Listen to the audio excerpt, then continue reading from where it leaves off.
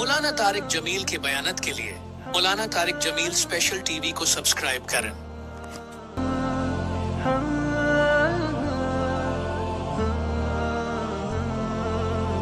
مولانا طارق جمیل special T V. سب سے زیادہ آیات قرآن میں خامن بیوی کے رشتے کی ہے، سب سے زیادہ، چونکہ یہ رشتہ جتنا عظیم ہے اتنا ہی نازک ہے، ایک بول پہ بنتا ہے، ایک بول پہ ٹوٹ جاتا۔ تو اللہ کے نبی نے 11 شادیاں کیوں کی؟ ہمیں زندگی سمجھانے کے لیے۔ اظہار محبت کرو اپنی بیگم سے، بیگم خامن سے اظہار محبت کرے۔ تمہارا راکہ تو پٹھانوں کے مشابہ ہے نا، بیوی سے کہنا کہ میں تم سے پیار کرتا ہوں، یہ تو موت ہے اس کی۔ اور یہ پٹھان تو بیوی کے ساتھ بیٹھ کے کھانا بھی نہیں کھاتا، ایسے بے وقوف ہیں۔ اور میرے نبی نے کہا یا عائشو، سنو یا عائشو، نک نیم پیار سے وغیرہ زیادہ عائشہ نہیں فرمایا، یا عائشو انہو لحیون عیز موتا مریتک زوجتی فی الجنہ۔ عائشہ، وہ جب سے مجھے پتہ چلا ہے اور اللہ نے مجھے بتایا ہے تو جنت میں میری بیوی ہے، مجھے تو مرنے کا شوق لگ گیا۔ اللہ کی قسم، یہ اظہار محبت ہمیں سکھانے، جس نے اللہ کو دیکھا اس کے لیے عورت کیا چیز ہے، ہمیں سکھانے کے لیے۔ میٹھے بول سے ہر ایک کو خرید لو، کڑوے بول سے اپنے بھی پرائے ہو جاتے۔ جبریل آئے انسانی شکل، یا رسول اللہ قیامت کب آئے؟ کہ اللہ کے سوا کوئی نہیں جانتا، کوئی نشانی بتا دی۔ تو آپ نے فرمایا، یہ بچیاں غور سے سنیں، آپ نے فرمایا جب بیٹیاں بھی ماؤں کی نافرمان ہو جائیں گی۔ بیٹے تو سرکش ہوتے چلے آئے، بیٹیاں ہمیشہ ساتھ دینے والے ہوتی ہیں، لیکن فرمایا جب بیٹیاں بھی ماؤں کی نافرمان ہو جائیں گی اور عرب کے بچوں اونچی اونچی بلڈنگیں بنائیں گے تو سمجھو کہ نقارے کے چوٹ پڑنے والی۔ قیامت کو کفر سے نہیں جوڑا کہ جب دنیا سے اسلام مٹ جائے گا تو قیامت آئے، اصل تو حقیقت یہ ہے کہ جب دنیا میں کوئی مسلمان نہیں رہے گا قیامت آ جائے گا۔ اور میرے نبی کہہ رہے ہیں جب ماؤں کو بیٹیاں ذلیل کریں اور بدو لمبی بلڈنگیں بنائیں گے تو قیامت آ جائے گا۔ اور ایک صحابی نے پوچھا کہ باپ کا کیا حق ہے؟ کہ تیرا جنت کا سب سے بڑا دروازہ تیرا باپ ہے، اس کو خوش کر کے دنیا سے بھیجے گا تو وہ مین گیٹ تیرے لیے کھلے گا، اور اگر اسے ناراض کر کے بھیجا تو وہ گیٹ ہمیشہ کے لیے تیرے اوپر بند ہو جائے۔ پوری زندگی سکھائی میرے نبی۔ کہیں تمہاری کتابوں میں یہ لکھا ہوا ہے جو میں آپ بتا رہا ہوں جس سے تم انسان بنو؟ اخلاق اچھے کرو۔ شادی شدہ حضرات بیٹھوں، خواتین بھی مت، ایک دوسرے سے حسن سلوک کرو، ایک دوسرے کو برداشت کرو۔ زندگی برداشت سے بنتی ہے، چیزوں سے نہیں۔ 2 واقعے اوپر نیچے میرے ساتھ پیش ہے۔ میرے ایک دوست سے ایک خاتون ملائی مجھے، وہ میرا دوست بھی اربوں بتی آدمی ہے، تو وہ مجھ سے کہنے لگا اس کا جو خامد ہے نا، میرے جیسے 200 اس کی جیب میں آ جاتے ہیں، اس کی دولت پتہ نہیں لگتی۔ وہ آتی واہ بڑے نصیبوں والی بیگم ہے۔ میرے پاس آ کے بیٹھی، 2 منٹ بعد رونا شروع کر۔ عام طور پہ خواتین آتی ہیں، اپنی کہانی سناتی ہیں، سناتے سناتے پھر اخیر میں جا کے کسی کا آنسو نکلتا ہے، وہ 2 منٹ بعد ہی ڈھا ڈھا کرنے لگی۔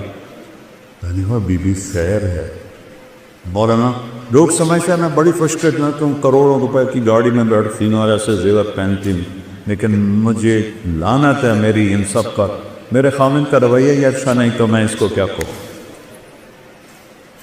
میرے عزیزو، تمہاری شادیاں ہوں گی، ہم کو بتا چکے ہیں، اچھے رویوں سے جس کا چاہے دل خریدو، اور ٹونٹنگ اور تانا چیر کے رکھ دیتا ہے دلوں۔ اس لیے میرے نبی نے فرمایا معاذ، تمہیں پوری شریعت کا خلاصہ بتاؤں؟ پوری شریعت کتنی لمبی چوڑی؟ جی کیا ہے کہ آپ نے ایسے کیا؟ بے بازارے ایسے نہیں کیا، ایسے کیے۔ اس زبان کو کاٹ لے، یعنی اس پہ قابو پا، اسی کو بے عزت نہ کرنا، غیبت نہ کرنا، جھوٹ نہ بولنا، گالی نہ دینا۔ ماں بہن کی گالی دینے سے عرش ہل جاتا ہے، عرش ہے۔ ماں کا کیا قصور، بیوی بہن کا کیا قصور؟ یہ اتنا بڑا گناہ ہے۔ میٹھے بول سے ہر ایک کو خرید لو، کڑوے بول سے اپنے بھی پرائے ہو جاتے۔ تو بیوی خامن کے ساتھ، خامن بیوی کے ساتھ سب سے زیادہ آیات قرآن میں خامن بیوی کے رشتے کیا ہے، سب سے زیادہ، چونکہ یہ رشتہ جتنا عظیم ہے اتنا ہی نازک ہے، ایک بول پہ بنتا ہے، ایک بول پہ ٹوٹ جاتا۔ تو اللہ کے نبی نے 11 شادیاں کیوں کی؟ ہمیں زندگی سمجھانے کے لیے۔ اظہار محبت کرو اپنی بیگم سے، بیگم خامن سے اظہار محبت کرے۔ تمہارا راکا تو پٹھانوں کے مشابہ ہے نا، بیوی سے کہنا کہ میں تم سے پیار کرتا ہوں، یہ تو موت ہے اس کی۔ اور یہ پٹھان تو بیوی کے ساتھ بیٹھ کے کھانا بھی نہیں کھاتا، ایسے بے وقوف ہیں۔ اور میرے نبی نے کہا یا عائشو، سنو یا عائشو، نک نیم پیار سے پکارا جاتا ہے، عائشہ نہیں فرمایا، یا عائشو انہو لحیون عیر موتا مریتک زوجتی فی الجنہ۔ عائشہ، وہ جب سے مجھے پتا چلا ہے اور اللہ نے مجھے بتایا ہے تو جنت میں میری بیوی ہے، مجھے تو مرنے کا شوق لگ گیا۔ اللہ کی قسم، یہ اظہار محبت ہمیں سکھانے، جس نے اللہ کو دیکھا اس کے لیے عورت کیا چیز ہے، ہمیں سکھانے کے لیے۔ اور یہی ماحول عربوں کا تھا کہ بیوی سے اظہار محبت عیب تھا، اور معشوق سے شاعری بھری پڑی۔ مجھے اتنے شعر یاد ہیں، ابھی سنانا شروع کروں تو تمہارا سارا ہے سب عاشق بن جاؤ گے، لہذا میں چپ ہی رہتا ہوں۔ تو معشوق کے لیے، جس کو آج گرل فرینڈ کہتے ہیں، شاعری بھری پڑی ہے، اور بیوی کے لیے کہنا کہ مجھے اس سے پیار ہے، یہ گالی تھی اس کے۔ اس ماحول سمجھے کہ اس ماحول میں بھری مسجد میں ایک صحابی کہتا یا رسول اللہ میں احب الناس الیک، آپ وہ سب سے زیادہ کس سے محبت؟ اپنے ماحول سمجھ لیا بچوں؟ اس ماحول میں وہ کہتا ہے آپ کو سب سے زیادہ کس سے محبت ہے؟ آپ نے اس کے کان میں نہیں کہا، آپ نے زور سے کہا عائشہ سے، عائشہ سے۔ وہ سارے ہل گئے، وہ سوال کرنے والا سب سے زیادہ کنفیوز ہو گیا کہ نہیں یا رسول اللہ، میرا مطلب تھا کہ مردوں میں کس سے زیادہ پیار۔ اب آپ نے کہنا تھا ابو بکر سے، تو آپ نے ابو بکر نہیں فرمایا، آپ نے کہا عائشہ کے عباس۔ تو آپ کو پتہ چل گیا کہ ڈوز اس کو لگی نہیں ہے، زیادہ دوسری ڈوز دی عائشہ کے عباس سے۔ تو گھر میں محبت کا ماحول ہوگا تو تمہاری اولاد ایک مضبوط بیس پہ چلے۔ ملتان سے ایک بچہ مجھے ملنے آتا رہتا ہے، اب تو وہ ڈاکٹر بھی بن گئے ماشاءاللہ۔ تو جب اس نے ایف ایس سی میں ٹاپ کیا تھا ہمارے ملتان میں، نصر میڈیکل کالج میں جاتا تھا، کہنے لگا کہ میں 3 دفعہ خودکشی کی کوشش کر چکا ہوں، 3 دفعہ۔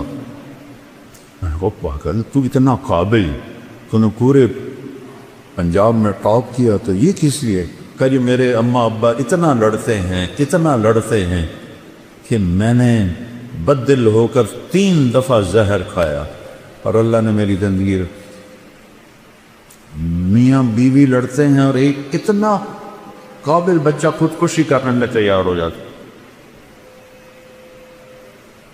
میرے نبی حضرت عائشہ کو لقمے بنا کے کھلاتے تھے، آٹا گوندھ کے دیتے تھے، گھر میں جھاڑو دیتے تھے، 9 بیویاں کپڑے خود دھوتے تھے۔ ادھر دو ٹھنڈی چائے دے دو تو میاں صاحب کا موڈ خراب ہو جاتا، بے عقل ہے، دیکھتے نہیں ہو ٹھنڈی چائے دے دی، ایک بٹن ہی نہ لگاؤ، اسی پہ اس بیچاری کی بےعزتی ہو جاتی۔ اور میرے نبی 9 بیویوں کے ہوتے ہوئے اپنے کپڑے خود دھوتے تھے۔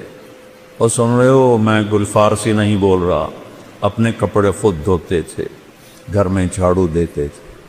حضرت عائشہ معصوم عمر کی تھی، ان کو سامنے لقمے کھلاتے تھی۔ یہ چیز محبت کو بڑھاتی ہے۔ ایک نوجوان میرے پاس ہے، مولانا میاں بیوی کی ہماری بڑی لڑائی ہوتی ہے، کوئی مجھے وظیفہ بتا۔ میں نے کہا ایک بات یاد رکھ لو، بیوی پہ کوئی وظیفہ اثر نہیں کر، نہ کوئی تعویذ نہ کوئی وظیفہ، کہنا تو پھر کیا کروں؟ میں نے کہا جب کھانے پہ بیٹھو 2-3 لقمے اپنے ہاتھ سے کھلا لیے. کہا اس سے کیا ہو؟ کہ جو ہوگا پھر دیکھ لیں. اب اس کو میں نے یہ نہیں بتایا کہ یہ میرا نبی کی سنت. میں نے کہا دیکھ لینا جو ہوگا. کیونکہ 2 ہفتے بعد اس کا فون آیا، ویسے ہی حال بات پوچھنا، دوستی تھی. تو میں نے کہا وہ میری بات پہ عمل کیا تھا؟ کہنے لگا نہیں. ہیں کیوں؟ کہ شرم بات. میں نے کہا عورت تو بیچاری کمزور ہے، اس سے لڑتے ہوئے شرم نہیں آتی تمہیں؟ کمزور سے کیا لڑ؟ اور جو میں کہہ رہا ہوں وہ اس میں تمہیں شرم ہے؟ چل دوپہر کا کھانے کا وقت تھا. میں نے کہا اس کو یہ کر اور پھر مجھے بتا. 2 گھنٹے بعد اس کا فون آیا. مولانا صاحب میں نے ایک لقمہ توڑا اور اس کے منہ میں ڈالا. تو اس کا ریئیکشن یہ تھا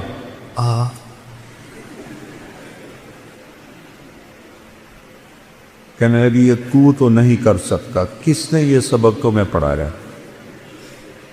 اس نے کہا مجھے مولانا طارق جمیل نے پڑھایا. اس نے ایسے جھولی اٹھائی اور دعائیں شروع کر دی میرے لیے، میری نسلوں کے لیے، کہ جس نے تمہیں انسانیت سکھائی. میری کاسٹ راجپوت چوہان ہے. ہمارے ایک شاخ ہے راجپوت رانگڑ، غصہ زیادہ عقل تھوڑی. تو ہماری جماعت میں ایک وہ رانگڑ بھی چلتے تھے. تو ایک دفعہ میں نے ان کے گھر فون کیا تو وہ خود نہیں تھے. میں نے کہا کدھر ہیں؟ صدیق صاحب.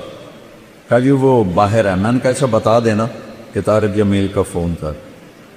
تھوڑی دیر کے بعد وہ صدیق صاحب آ گئے. مولانا آج تو کمال ہو گیا. میں نے کہا کیا ہوا؟ کہ میں گھر آیا تو میری بیگم کہنے لگی وہ تھارے مولوی کا فون آیا تھا. میں نے کہا کون سا مولوی؟ کہ وہی جس نے تمہیں رنگڑ سے انسان بنا دیا. وہ کہنے لگے میں نے کہا میں پہلے انسان نہیں تھا؟ کہنے کہ نہیں. میں نے کہا کیوں؟ کہا بول تیں اور میری شادی کتنے سال ہو گئے؟ تو کہنے لگے میں نے کہا 27 سال. کہنے لگی 27 سال میں ایک دفعہ ہنس کے بولا ہے میرے ساتھ؟ ایک دفعہ کی قسم کھا لے. 27 سال میں ایک دفعہ کبھی ہنس کے بولا ہے؟ کہنے کہ میں سر کو جانے لگا. کہ جب سے تو اس مولوی کے گیل کہتے ہیں ساتھ، جب سے تو اس مولوی کے گیل لگا ہے تو مسکرا کے بولتا ہے، مسکرا کے ملتا ہے. اس سے پہلے تو میرا رنگڑ ہی تھا، انسان کہاں تھا. تو میرے بچوں یہ میں نبی کی زندگی بتا رہا ہوں، چونکہ شادی شدہ بھی بیٹھی ہیں، آپ سب کی ہونے والی ہے اور یہ بچیاں بھی سن رہی ہیں، کچھ بیگمات شادی شدہ بھی ہیں. یہ میرے نبی کی ایک پاکیزہ زندگی ہے. پھر آخری بات کہتا ہوں، اگر کہیں گناہ ہو جائے تو پریشانی کی بات نہیں ہے، توبہ کر لو معاف ہو جائے گا. بڑے سے بڑا گناہ توبہ کرو معاف ہو جائے. تو جب کبھی غلطی تو اس کو توبہ کرو، کرنا معاف کرو. تو تیسری بات فرمائی اخلاق اچھے کر، اور چوتھی آخری بات فرمائی عفتن فی طعمتن، حلال کھاؤ حرام نہ کھاؤ.